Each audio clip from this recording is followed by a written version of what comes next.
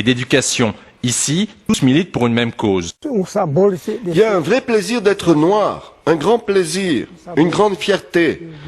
Je suis très content quand dans la rue, les gens qui me connaissent m'appellent en me disant « Et salut le nègre !»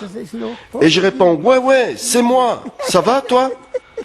C'est pas une insulte pour moi. Je suis de la race noire, depuis des générations. J'en ai pas honte.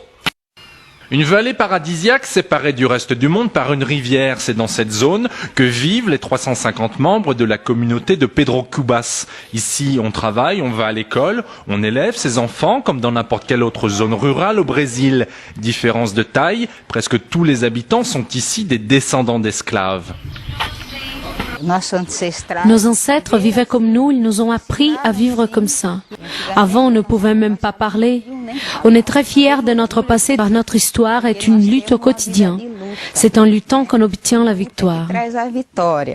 En 1988, un siècle après la fin de l'esclavage, l'État a reconnu le droit de ces populations à vivre sur les terres de leurs ancêtres. Les habitants de cette communauté possèdent aujourd'hui légalement 3500 hectares. Les pouvoirs publics apportent leur aide en matière d'habitat, de santé et d'éducation. Ici, tous militent.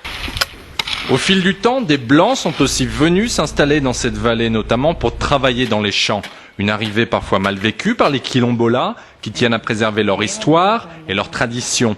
Ils continuent donc de se battre pour être des citoyens à part entière. On nous a donné la liberté, mais on nous a pris nos droits. Notre lutte aujourd'hui consiste à avoir les mêmes chances, les mêmes opportunités que les autres. On est loin de tout cela. Nous voulons nous battre, pas seulement pour notre communauté, mais pour toute la race noire au Brésil.